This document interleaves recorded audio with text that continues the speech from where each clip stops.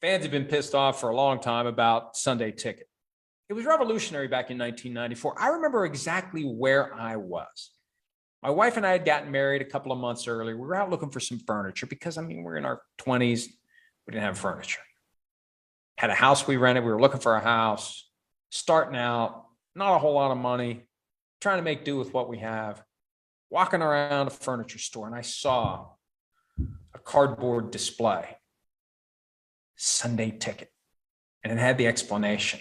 And I was amazed. I was like Moses looking at the burning bush. I couldn't believe it. You can actually, through a satellite dish, watch any game you want. Any game.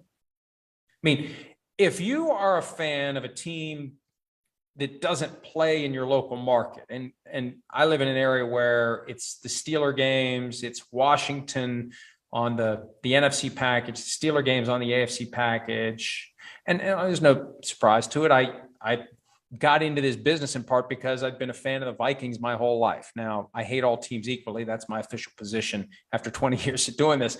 But I remember being in line at the supermarket and picking up the TV guide, not buying it, mind you, but looking at the next Sunday to see what games were going to be on the local TV stations. And I would get excited if it was going to be a Viking game on a Sunday. Hey, I get to watch it.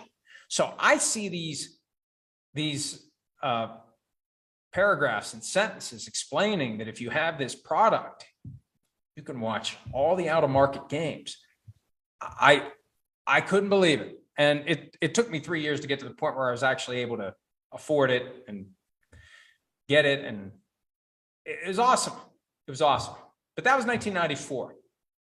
It's now 2022. The world has changed. And the NFL has continued to cling to a satellite-based service. Well, that ends. That ends next year. We'd already known it, but there's a finality to it when the commissioner, who was on CNBC on Friday, says Sunday Ticket is moving to a streaming service next year. Decision to be made later this year. Apple, Amazon, and Disney, the three who have made offers, are waiting to hear from the league. And people are excited, rightfully so. The whole world is streaming now.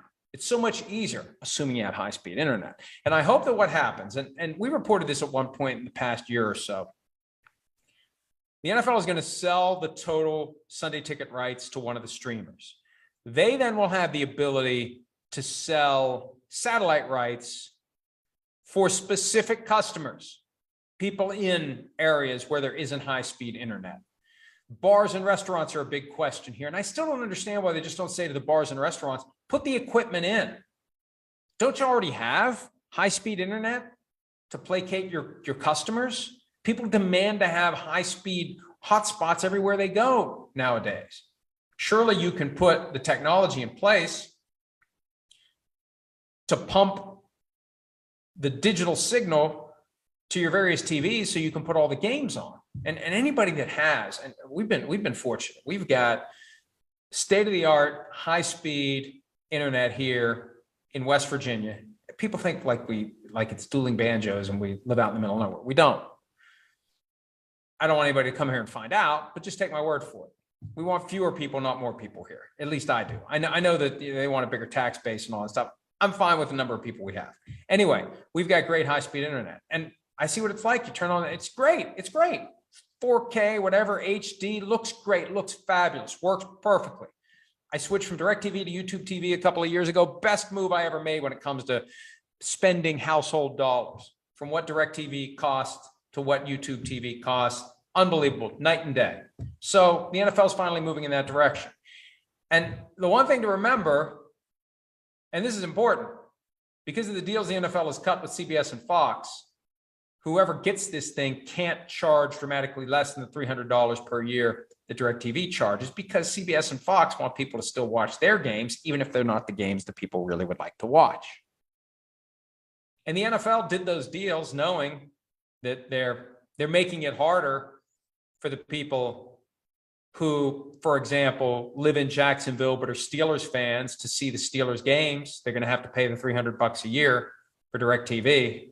the NFL could have reconfigured things in a way that makes it easier to get DirecTV and cheaper to get, not DirecTV, Sunday Ticket, cheaper to get Sunday Ticket, easier to get Sunday Ticket, but it's still going to be $300 or so a year. And people are just happy that it's not going to be satellite anymore. People crave the idea of being able to stream wherever they go, on their phones, on their tablets, on their smart TVs, on their laptops.